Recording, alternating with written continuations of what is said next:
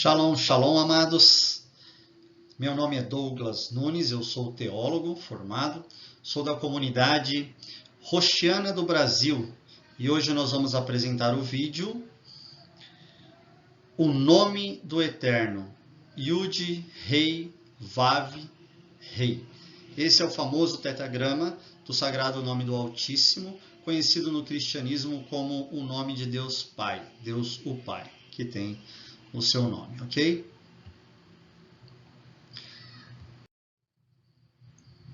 A revelação do nome veio do próprio Eterno. E a expressão que o Eterno utiliza é a expressão Erie, Asher, Erie. O Eterno é que revela diretamente esse nome, ok? Erie seria mais polido, mais correto, ao pé da letra, a tradução eu serei o que serei, e não eu sou, ok? O eu serei, o Eterno colocou como sendo a vontade revelada para o seu nome. Isso já fez com que os sábios de Israel pensassem, Moshe e todos que receberam, tinha que se perguntar por quê? Serei? Na verdade ele é. Por que ele está dizendo serei? E através disso, atrás desta pergunta, nós vamos descobrir muitas verdades interessantes a respeito do nome do Altíssimo e sua pessoa, tá ok? Porque o Eterno mesmo já planejou isso quando revela o seu nome, tá? Então vamos lá.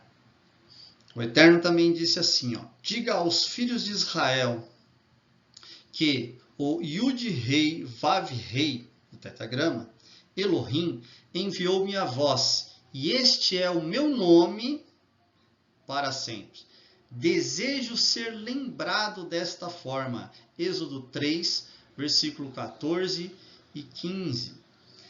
Então, aí está a revelação. Esse é o nome do Altíssimo, ok? Mas, primeiro, antes de entrarmos de fato no estudo do nome, eu gostaria que você pensasse: você realmente acredita que este nome, nas traduções, nas cópias dos manuscritos, nos achados arqueológicos, na época que Moisés recebeu, até os dias de hoje, milênios depois, esse nome ainda está correto, a sua grafia e tudo mais?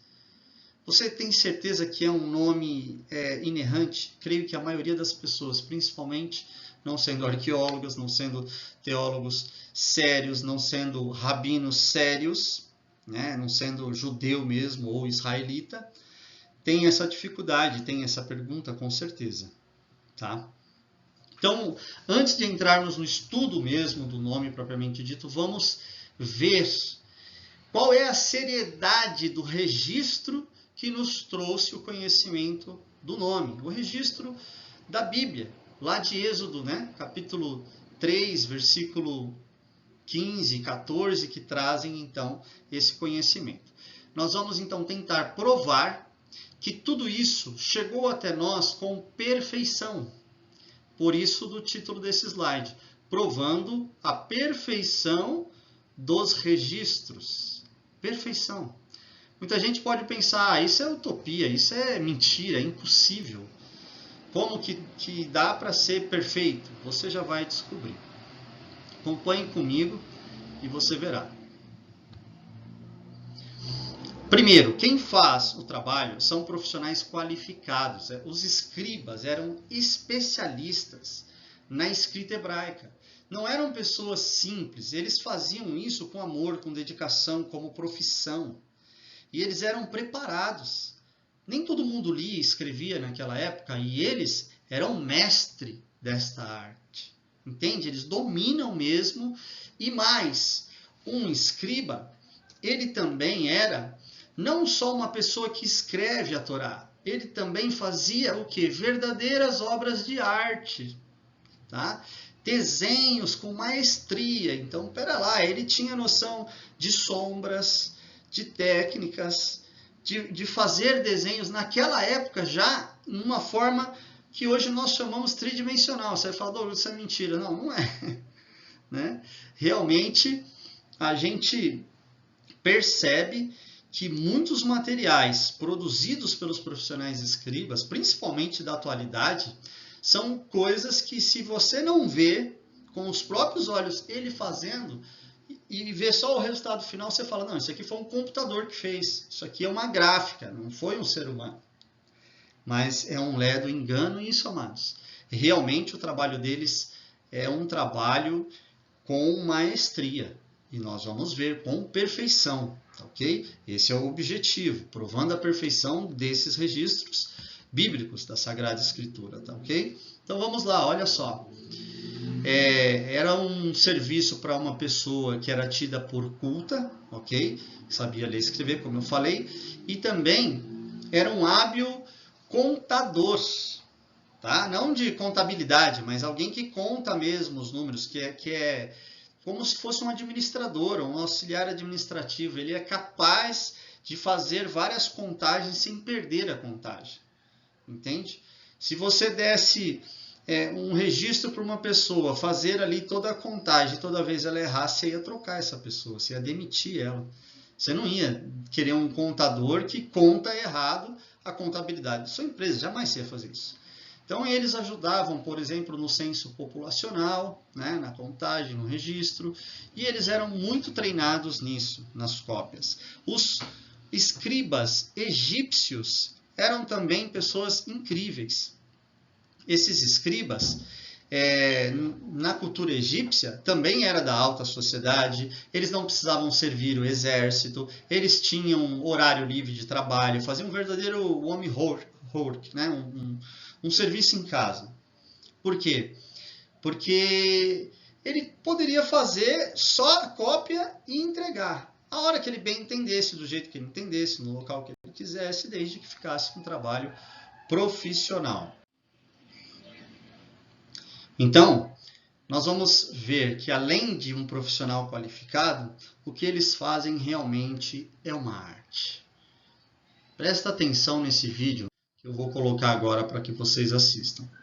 Preste muita atenção. Primeira vez que eu vi só a capa do vídeo e eu olhei essa escrita aqui, eu falei, isso é uma gráfica, um computador e não uma pessoa.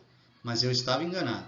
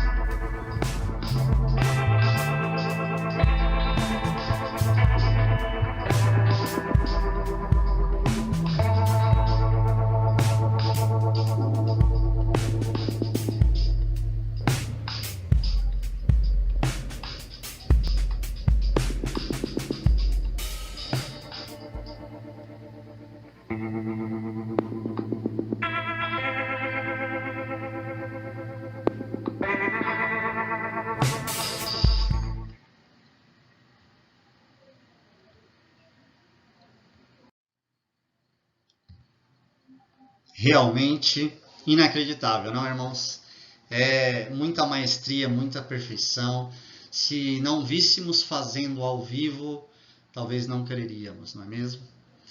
Pois bem, além desta tremenda prova de vídeo, que eles realmente são profissionais qualificados e têm uma maestria sem igual no que fazem, nós temos também a onisciência do Eterno, que criou outra forma de provar que os registros que chegaram em nossas mãos nos tempos modernos são registros fiéis.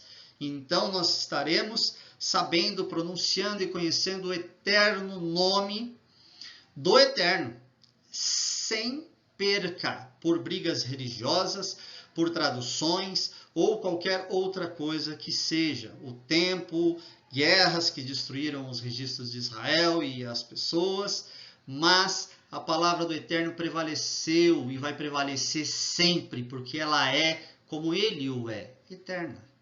Ok?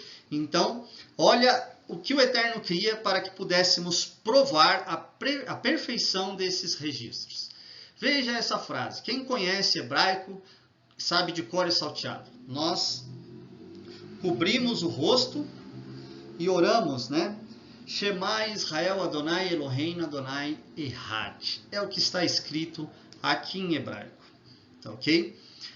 Então, veja bem. Um contador, quando olha aqui, não vê uma linha com essa frase. Shema Israel Adonai Eloheinu Adonai Echad. Que traduzindo seria: ouve, ó Israel, o Senhor é vosso Elohim, o Senhor é um. Né? No português está para os cristãos: ouve, ó Israel, o Senhor é vosso Deus, o Senhor é um. Deus é um. Um só. Não existe 20, 30, 3, 4, 2. É um só. Um único Elohim. Ok? É o que o texto, nesse versículo, está dizendo. Isso é Deuteronômios 4, 6, tá bom? Para quem quiser ver ou procurar. Mas, um sofer, um profissional escriba, quando olha essa linha aqui, esse texto, ele não enxerga texto. Sabe o que ele enxerga?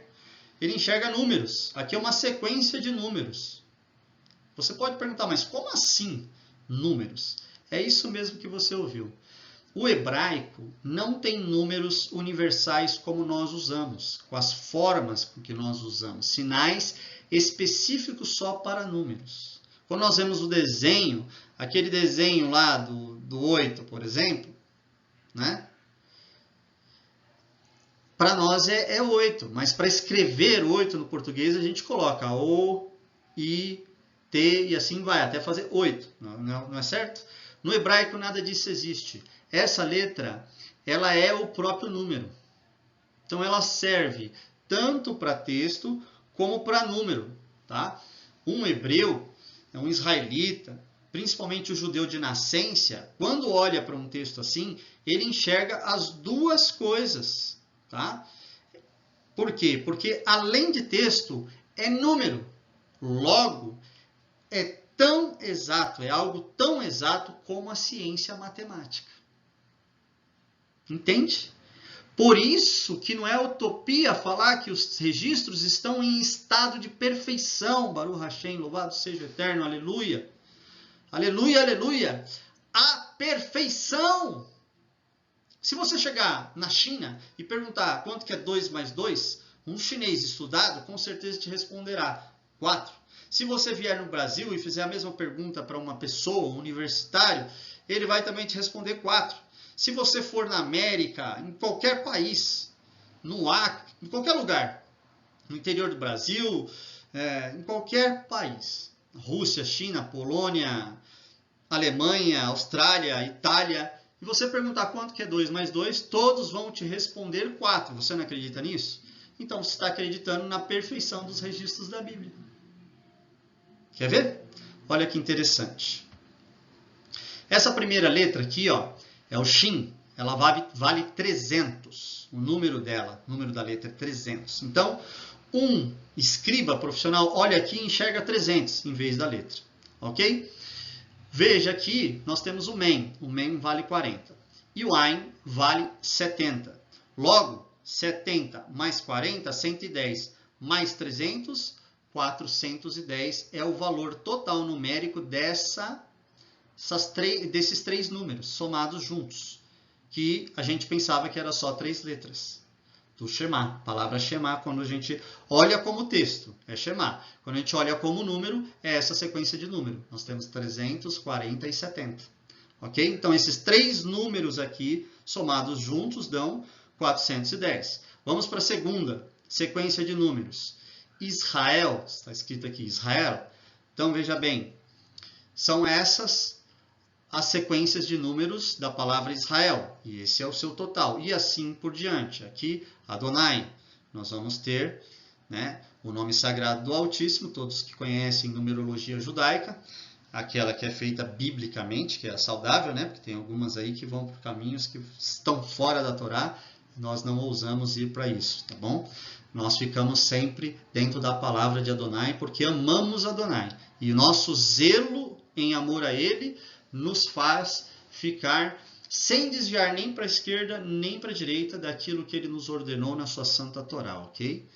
Comentários de sábios, de rabinos, teólogos, mestres, doutores, é uma coisa que a gente aprecia, a gente gosta, mas fé é a Torá. Fé é a palavra de Hashem e mais nada. É ela completa, tá ok? Então, aqui está o nome sagrado do Altíssimo, né? E nós pronunciamos Adonai e ele vale 26. E aqui a gente tem Elohim, Eloheinu, né? Na verdade, que é nosso, né? Nosso Elohim. Veja bem aqui, ó, a sequência de números. Aleph vale 1, Lamet vale 30, Rei vale 5, Yud vale 10, Nun vale 50 e Vav vale 6. Somando todos, nós temos então, nessa sequência de números aqui, nós temos 102. De novo o nome do Eterno, repete 26 mais uma vez. Depois, Errad, né, que é uma sequência que nós vamos ter 13. Então veja bem, aqui estão os totais, olha, de todas as sequências de números aqui em cima, que seria, em caso de texto, de todas as palavras da frase inteira, da linha inteira aqui em cima dos textos, ok? Então veja bem, tendo os totais, nós vamos chegar ao quê? Ao total dos números somados. Todos esses números aqui somados, ou todas essas letras nos seus correspondentes numéricos, vão dar nesta linha toda 1118. Percebem? Então, é uma prova real. Eles tinham ali o original, iam fazer uma cópia, mas essas anotações aqui existiam também.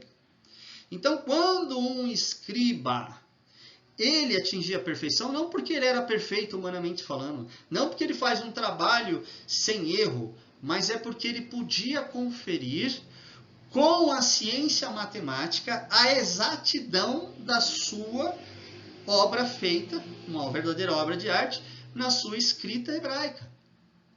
Correto? Por quê? Porque ele olhava essa linha aqui e olhava lá, somava tudo e dava 1118. Então vou copiar a linha de baixo. Ele copiava assim a página inteira, linha por linha do pergaminho. Até chegar lá embaixo, e lá embaixo ainda tinha o total geral de todas as linhas somadas. Bateu tudo, cópia pronta, pode entregar, ele recebe como profissional o dinheiro dele, tá tudo certo.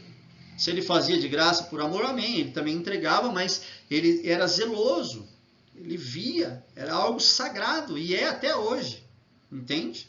Porque se trata da palavra de Adonai, por que tem que ser sagrado? Porque depende a salvação de todas as pessoas, da humanidade inteira, de todos os países, povos, tribos, línguas e nações. Ninguém poderia receber um evangelho turvo, mentiroso, manco, adulterado. O evangelho que faz milhares de pastores aqui no Brasil, não sei como é que é fora, mas aqui no Brasil, milhares de pastores são incrédulos, são ateus, mentirosos. Eles vivem um engano porque estudam tanto em fontes podres, fontes sem realmente ter a luz do Eterno, de Adonai, e se tornam incrédulos, irmãos. Eu falo isso porque sou teólogo formado em meios cristãos. Andei muito como missionário e com pastores até chegar onde cheguei. Sei o que estou falando, sei o que é convívio com vários e vários líderes que são pastores de ministério. Não queria dizer isso, não quero, na verdade, levá-lo a não ter fé. O meu objetivo é que você pare de olhar o homem, confiar no homem e confie na palavra do Eterno. Essa palavra aqui, ó, ela é vida, ela é salvação, é a Bíblia completa é a palavra do Eterno. Não só a Torá, mas a Torá é o quê? É o sistema perfeito que dá base, dá sustentação para tudo. Entende, amados? E tudo está numa maneira verdadeira e correta. Baruch Hashem, Adonai, sejas tu louvado por isso, aleluia.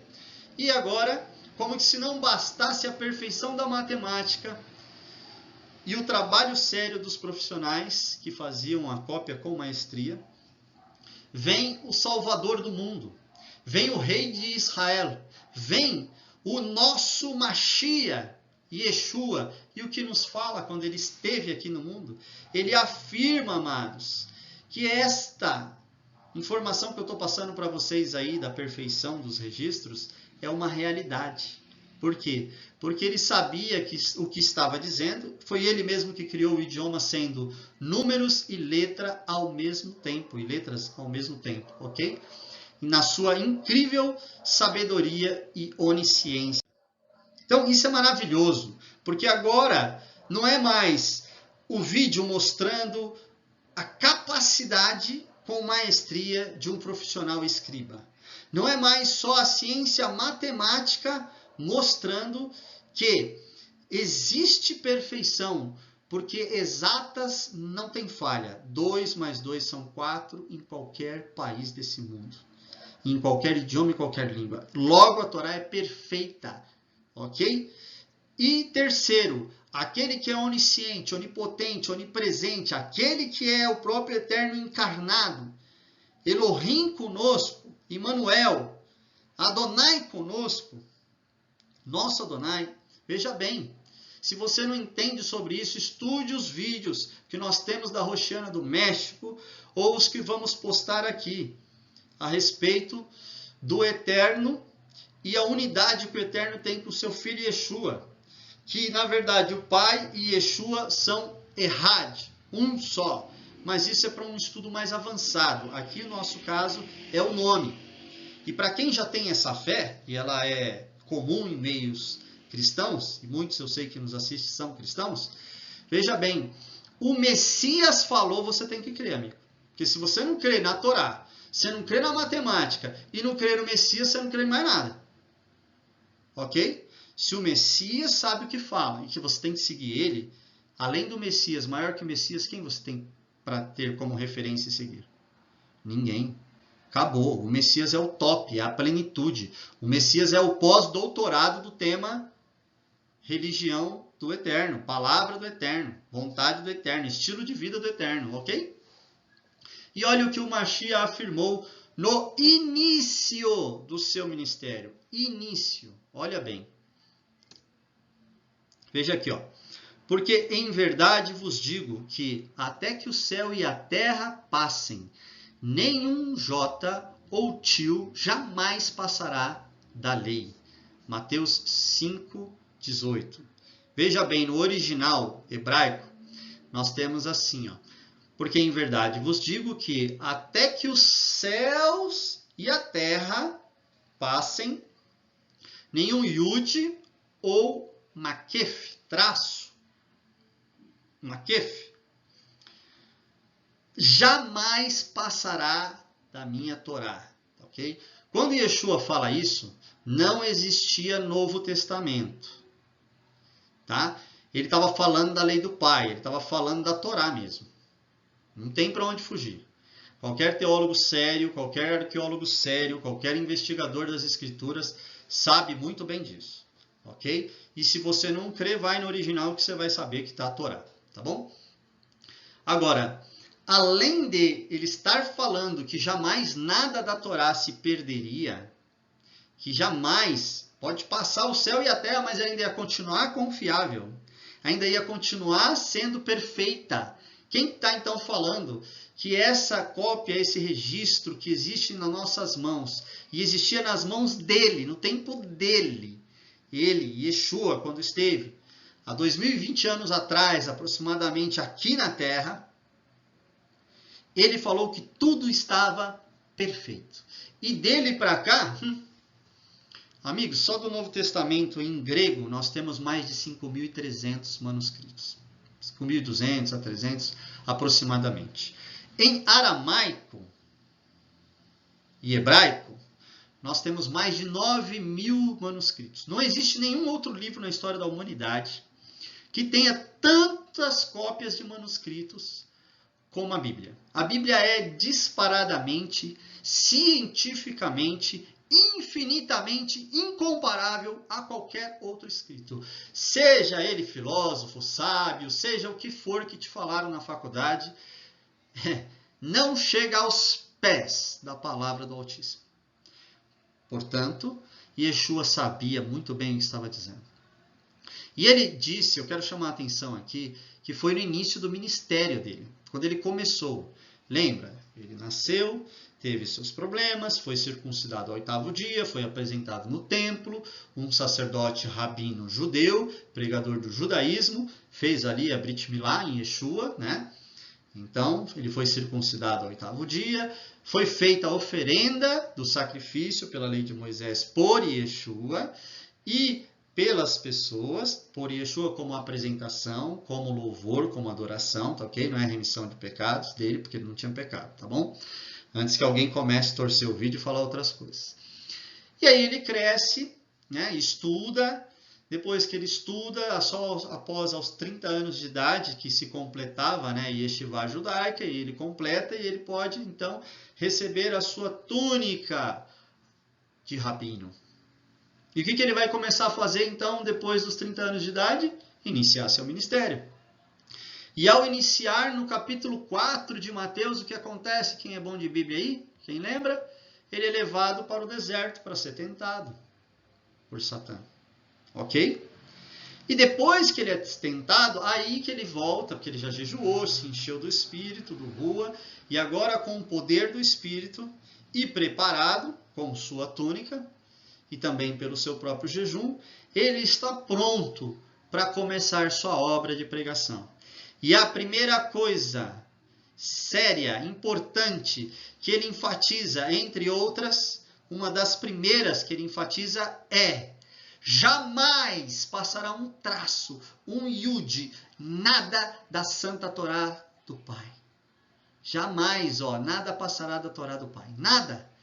É o que Yeshua deixa bem claro antes de começar a pregar e explicar a Torá. Porque ele veio para tornar ela plena, abundante, para revelar como interpretar de maneira correta Moisés, Moshe, como interpretar a fé abraâmica, como conhecer os patriarcas, os pais da nossa fé. E da casa de Israel, principalmente. Que é o povo dele, a casa dele. Entende? O Mashiach é a plenitude de qualquer revelação. Todo e qualquer israelita e judeu sabe disso. Quando o Mashiach vier, a halahá dele, ou seja, a interpretação dele, a explanação, a explicação, será com uma qualidade, com poder, tamanho, que ninguém ousará questionar seus ensinamentos. E foi de fato assim. Agora eu te pergunto, meu querido, você crê que jamais passou alguma coisa de Moisés, enquanto milhares chamam isso de Velho Testamento? Você crê que é inerrante e perfeito? Você deveria. Se não crê, você deve crer. Porque é o que Yeshua manda aqui. Se você crê em Yeshua, você deve crer nisso. E se você crê na Torá, Yeshua não está cometendo pecado nenhum. Ele está confirmando a verdade que você já crê. E ele ensina assim. O que os povos fazem deturpando o evangelho de Yeshua é outra história. Você, judeu, tem que crer na Torá. E o gentil também, eu sei disso. Mas, como interpretá-la? Olhe, abra os olhos. Aprenda com o Rabino e Mestre Yeshua, porque ele sabia o que falava. E antes de começar qualquer um dos seus ministérios, qualquer um, seja ele de cura, de poder, de glória, de ressurreição de mortos, seja ele de autoridade nas palavras ou apenas a mensagem como um mestre, como um rabi. Ok? Como um professor da palavra de Hashem. Ele começa dizendo, olha, antes de eu ensinar qualquer coisa para vocês, vocês têm que saber que o céu e a terra é mais volátil, é mais fácil de desabar, é menos estável diante da humanidade do que a minha santa palavra, a Torá. Dá para imaginar? Se você não crer depois de tudo isso, nada mais vai poder te fazer crer. Eu creio, eu tenho plena certeza. A Torá é perfeita. Na Bíblia toda, amados, você vai encontrar muitas falhas, sim. Falhas de copistas para traduções em vários idiomas. Você vai encontrar algumas falhas, tá? Em textos dos profetas de Israel, dos escritos, tá, ok? Você pode encontrar, sim. Você vai encontrar algumas pequenas falhas, ou graves falhas, na Brit Hadashah, que é conhecido como Novo Testamento, mas nada que comprometa a seriedade do texto no seu contexto. Eu falo assim, grave por causa dos judeus que possam estar nos assistindo. Parece grave, meu querido, mas de grave mesmo, seriamente, não tem nada. Todos esses 20.800 argumentos que os rabinos pensam ter contra a Brit Hadashah são facilmente refutáveis. Facilmente provado que estão torcendo o sentido para malignizar, para desacreditar nos registros sagrados do Altíssimo, que ele mesmo e o seu Mashiach, Yeshua, filho de Adonai, confirmou e deixou para nós.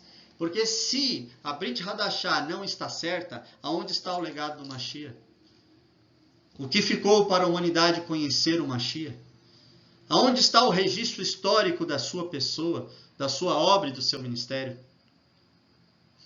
Para evangelizar tanto os gentios, quanto fazer crer a casa de Israel, aonde está? Seria impossível, seria como os judeus que não creem em Yeshua teriam que dizer, realmente ele ainda não veio, tem que vir outro.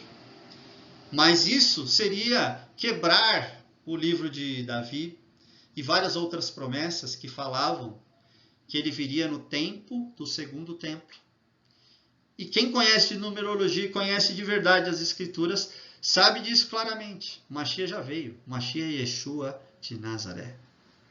O Nazareno. Ok? Então, ele que afirma. Olha o que é um Yud, ok? É essa marquinha que é o menor, para quem não conhece de hebraico, né? É a menor consoante, tá, ok? É a menor letrinha do Aleph Beit, ok? Não existe uma menor que essa. Ele está falando que nem esse risquinho aqui pequenininho, que é esse aqui, ó, pode se perder, tá? E também este daqui, ó, que é o Makef. Veja bem, ó, é um tracinho em cima. Não se perdeu. E isso me chamou a atenção e tocou meu coração. Sabe por quê? Porque esse tracinho, amados, ele na verdade segura um prefixo, alguma coisa que coloca assim antes do nome, antes, entende? É uma regra. Ele serve para uma das regras do hebraico.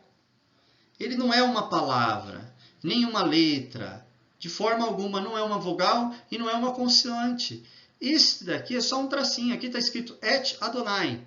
Ok? Mesmo sem sinais massoréticos, todos que sabem de hebraico leem isso tranquilamente. Et Adonai. Se tirasse este Makef, que é o tracinho, que Yeshua falou lá em Mateus 5,18, olha, não se perderá da minha palavra, da Torá, da Santa Torá, nenhum tracinho. Se tirasse esse tracinho e se perdesse, ó, não atrapalha em nada. porque muitas palavras são juntas mesmo, tá? A preposição e o nome ou a palavra. Então, se você tira o tracinho aqui e junta o et com Adonai, tirando o espaço e colando as duas palavras, fazendo delas uma só, qualquer israelita e qualquer pessoa que fez um bom curso de hebraico vai ler et Adonai e vai traduzir certo também, sem sentir a menor falta, praticamente, claro, né, desse Makef. Você percebe o tamanho do significado das palavras de Yeshua? Ele está mostrando, com esse pequeno verso de Mateus 5,18, que é perfeito. Uma, porque é mais estável que o céu e a terra. Então, primeiro argumento. Depois, porque não se perdeu tracinho e nem nada. E depois, porque é ele mesmo, que sabe o que prega e o que fala, que está afirmando que jamais se perderia. Nada. Seria perfeito.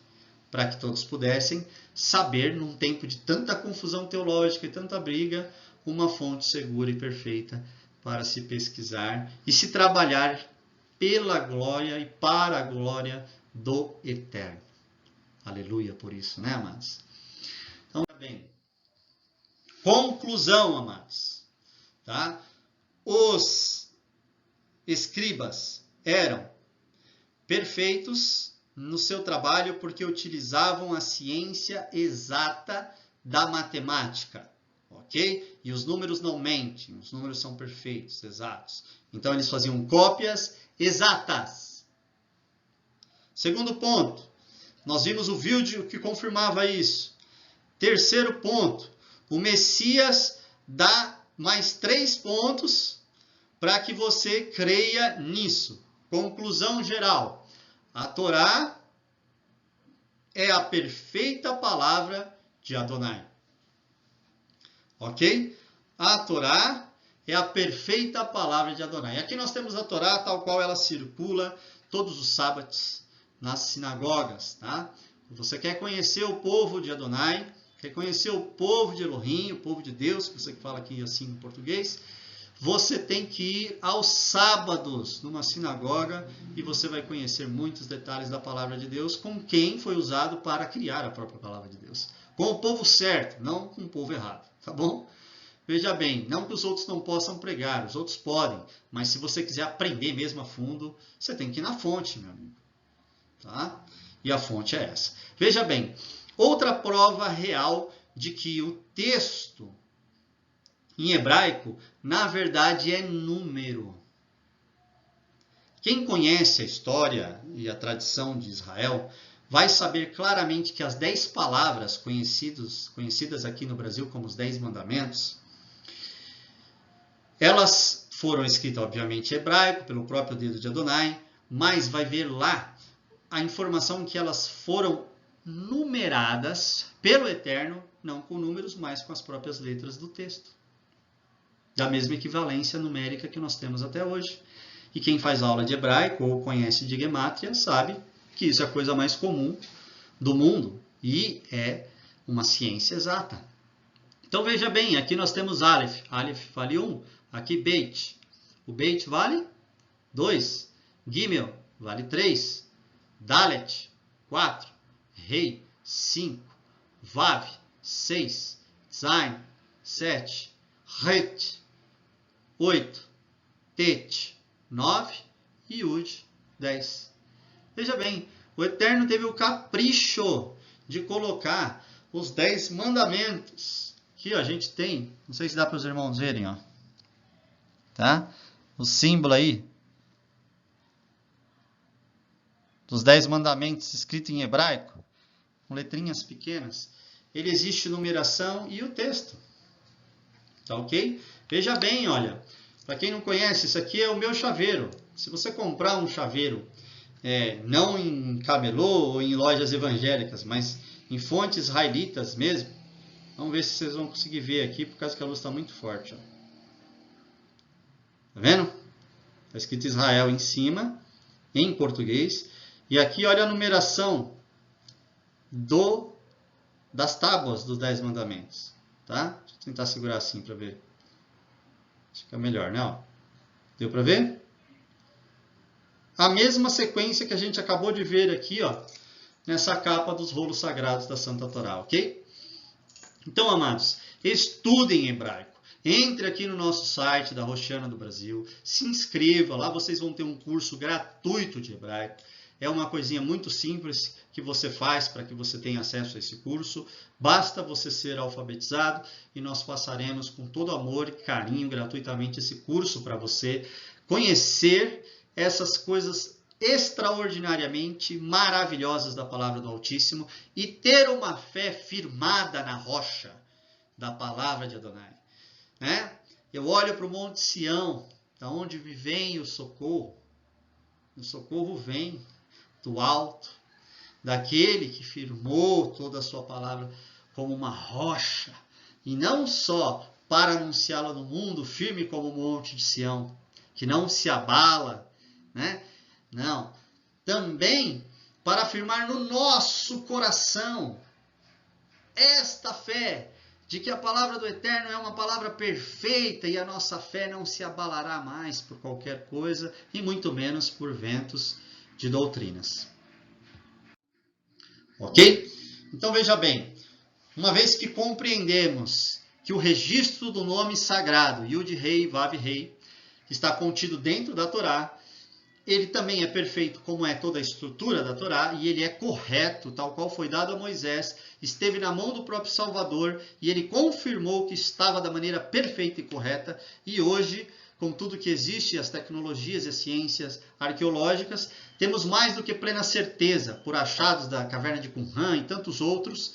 É só viajar aí nos museus, no Museu de Israel, da Inglaterra, de tantos lugares, é inegável, cientificamente, que temos o nome perfeito, verdadeiro, e a palavra perfeita, inalterada. E quem disse foi o Salvador. Se você não crê em mim, creia nele.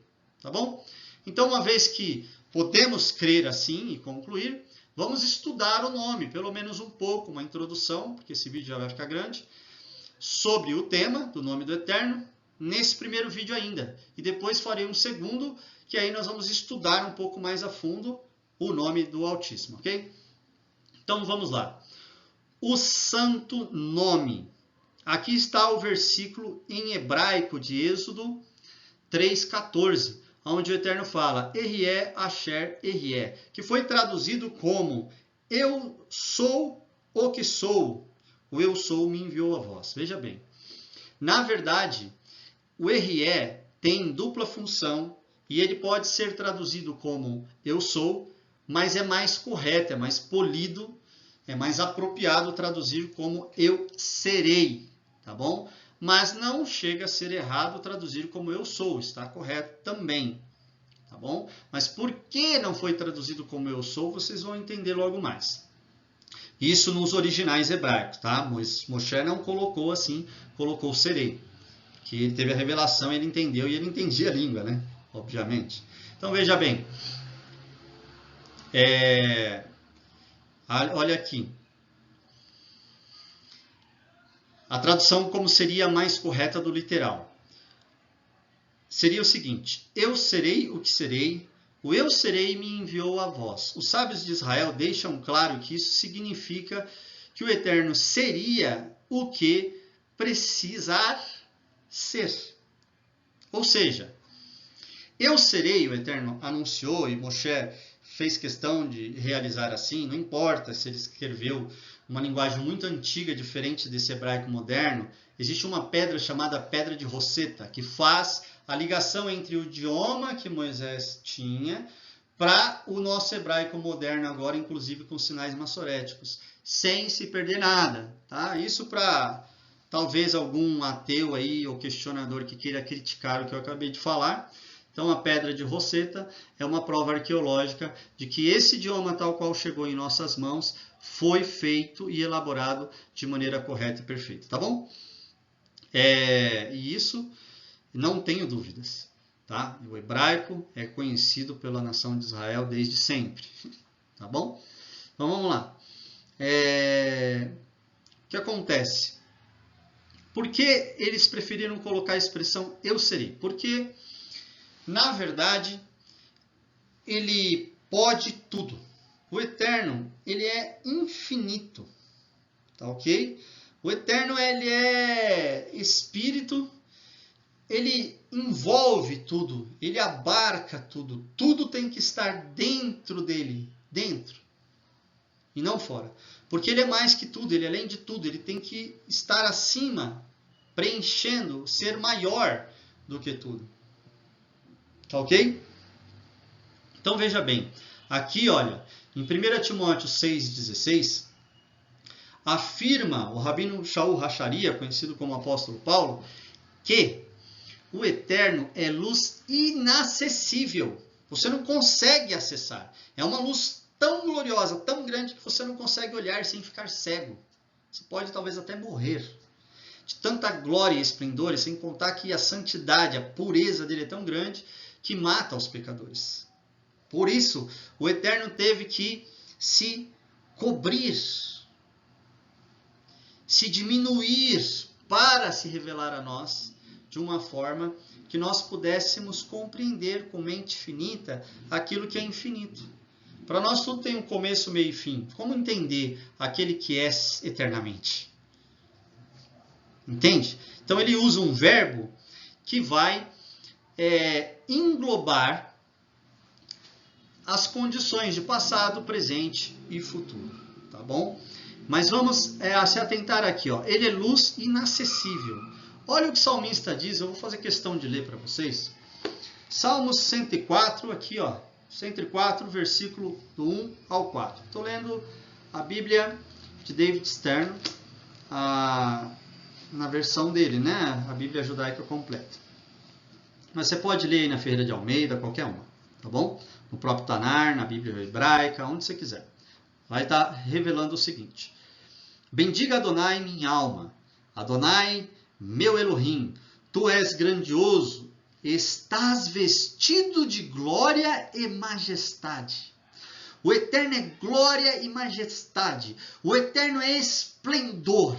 O Eterno é tão glorioso e poderoso que se ele entrasse na nossa realidade, em toda a sua glória, nós morreríamos na hora. O mundo explodiria, deixaria de existir. É impossível. Seria como querer colocar o oceano inteiro numa tampa de uma canetinha Bic. Você não vai conseguir, vai explodir. Né? Vamos tampar ela embaixo e tentar encher ela até caber o oceano inteiro lá dentro. Impossível. Não dá. A pressão da água ia estourar. Né? Da mesma forma, olha o que o texto está dizendo. O Eterno está vestido de glória e de majestade, envolto de luz como em um manto. Ok? O manto.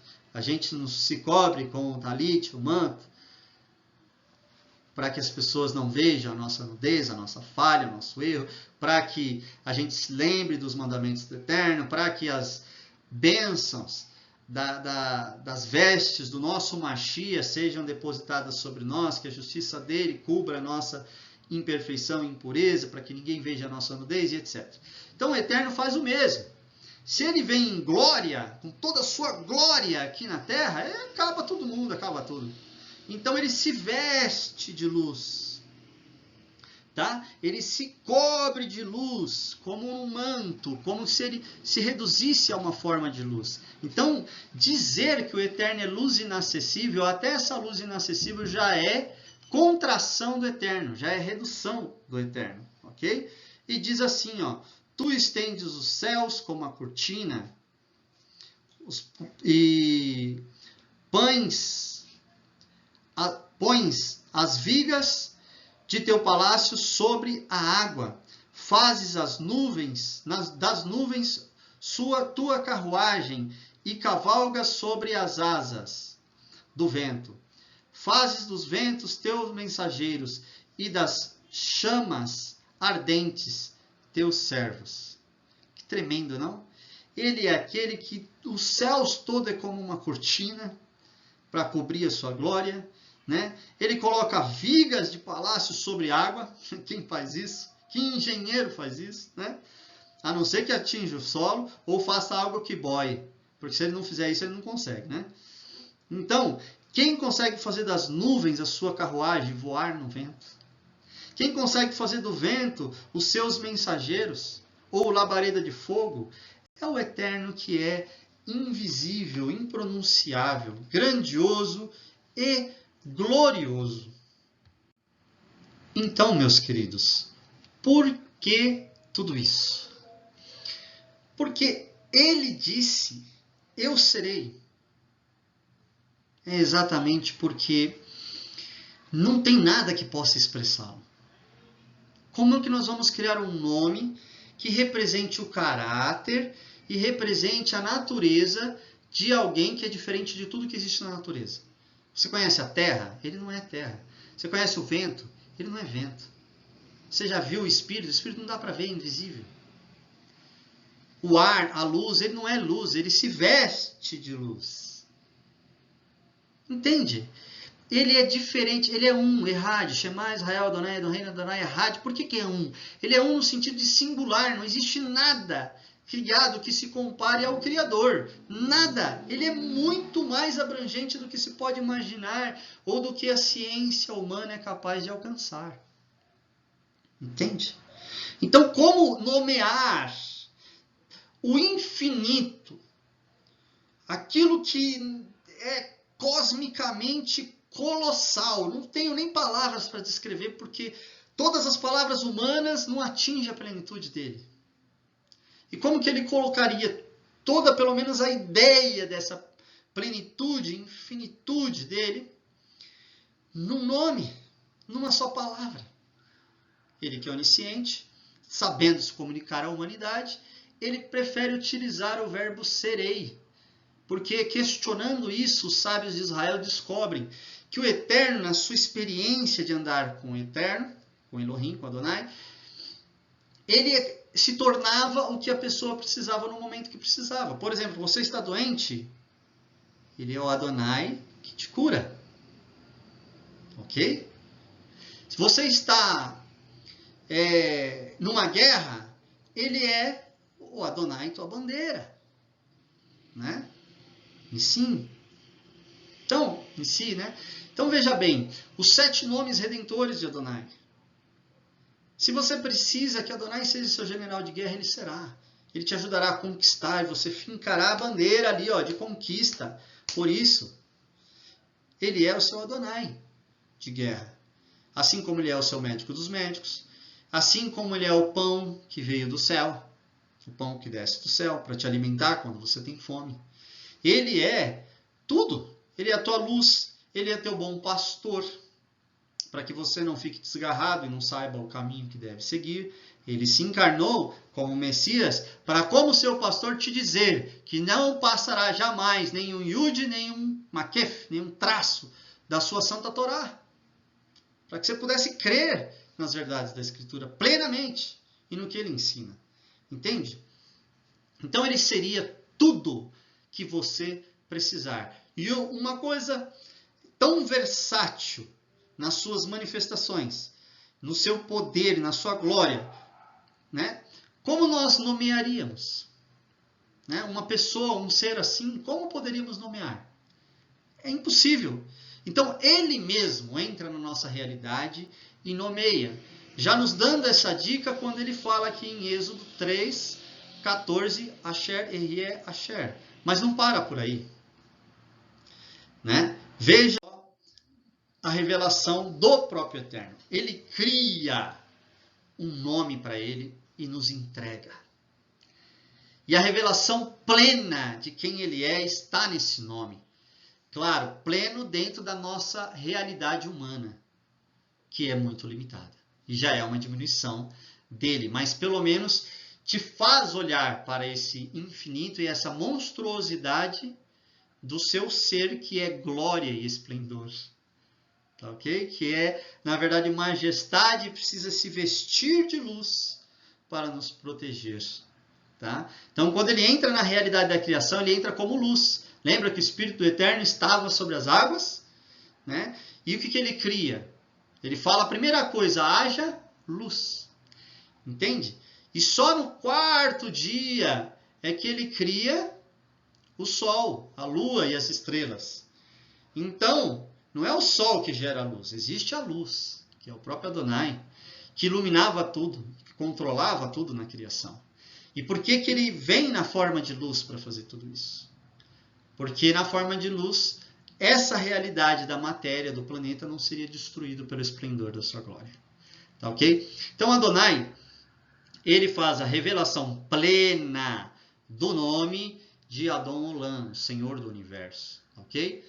Ele diz assim, aonde está essa revelação? Está em Shemot, Gimel, Tet, Vav, que seria este em português. Êxodo 3:15.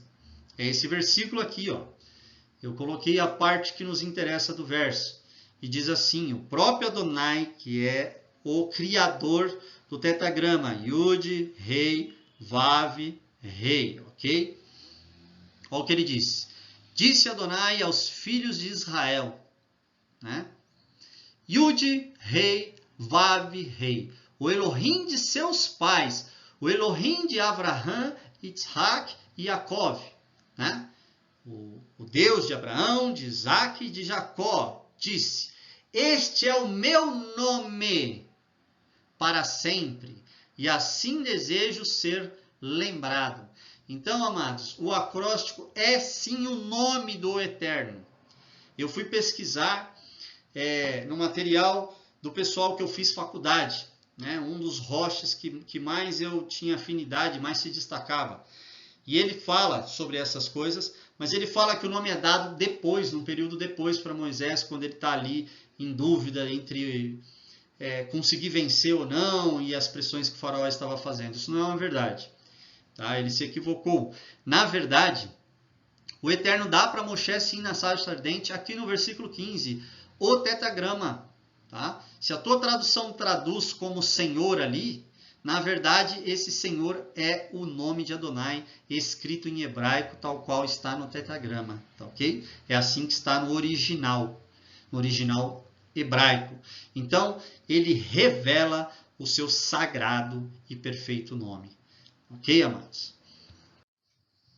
E vamos então observar o que é e como é a revelação deste nome do Altíssimo. O Eterno cria para Israel preservar com fidelidade, a fim de que todas as nações pudessem descobrir essas coisas, como vocês agora, através desse vídeo, estão descobrindo, e podem descobrir muito mais estudando conosco hebraico, ok?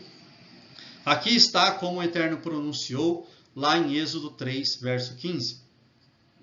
E ele colocou, né, em verso 14 também, ó, Adonai, né, que pode ser traduzido aqui como o verbo será, depois o verbo é e era. Então aqui você tem em hebraico o verbo na forma passada, aqui em hebraico o verbo na forma presente e aqui em hebraico o verbo na forma futura.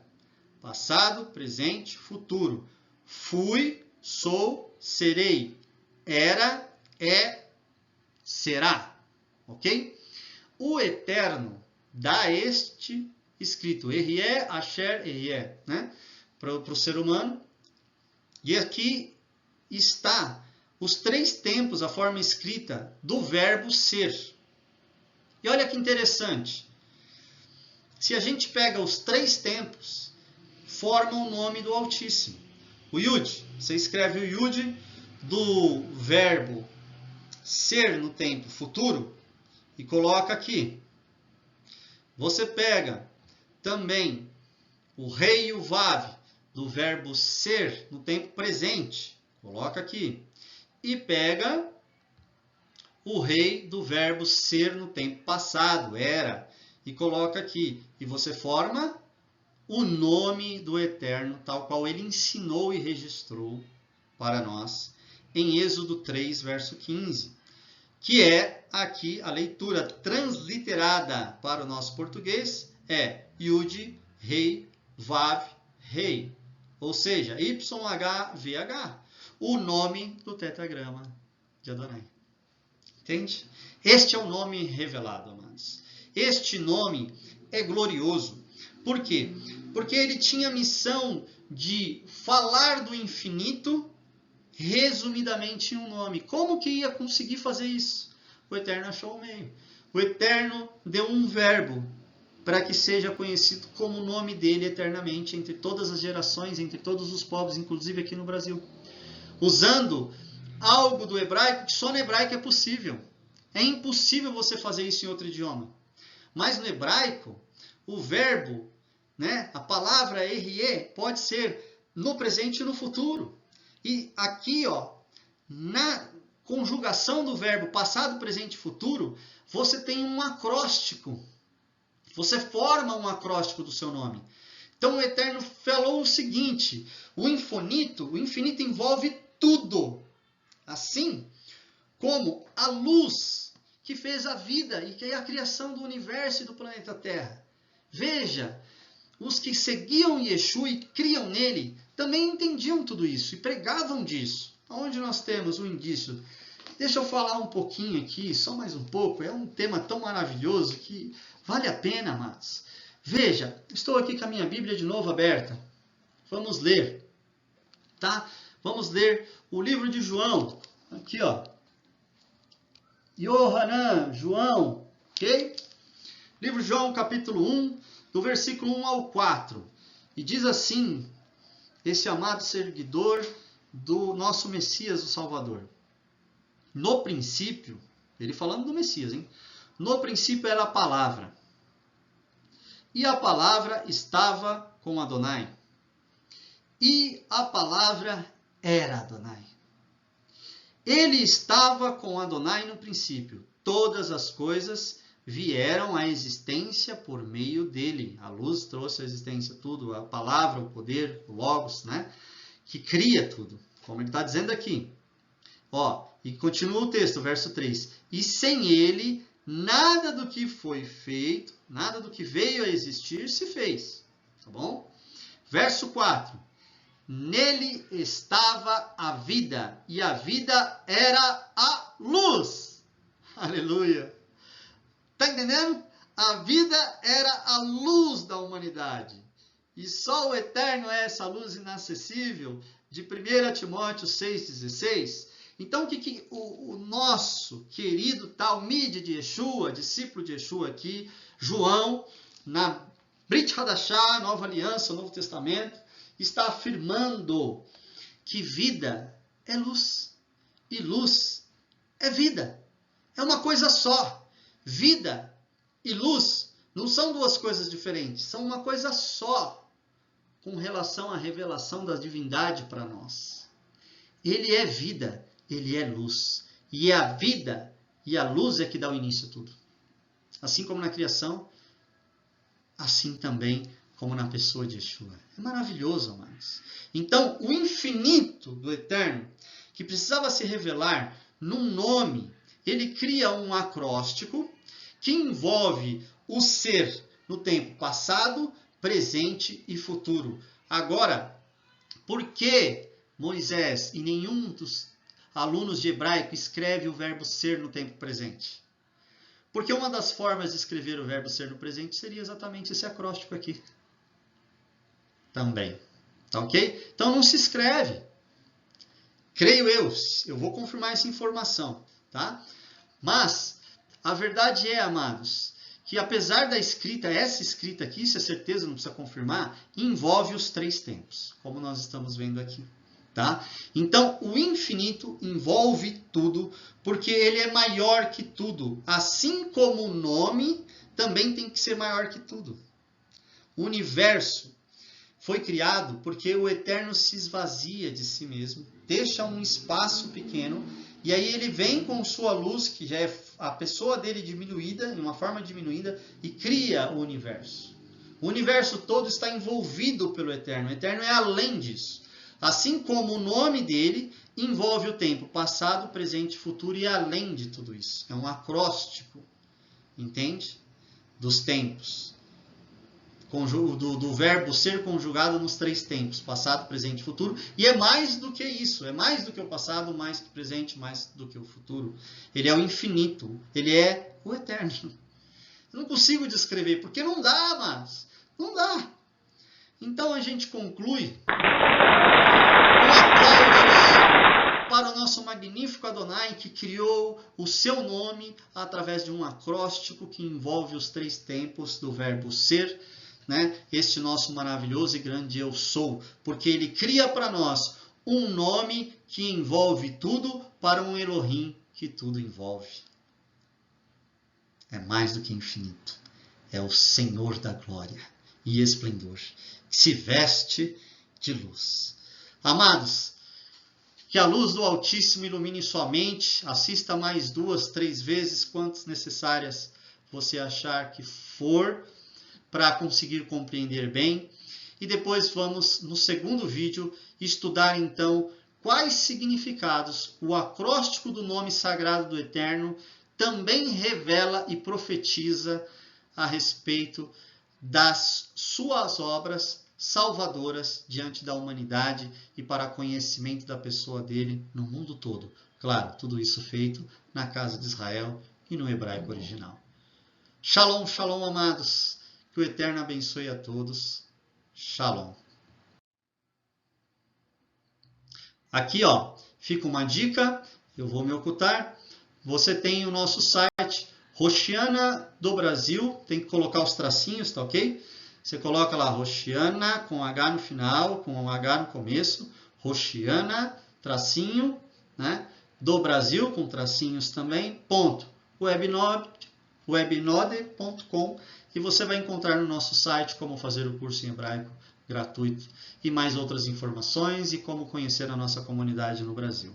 Que o Eterno te abençoe mais uma vez. Shalom.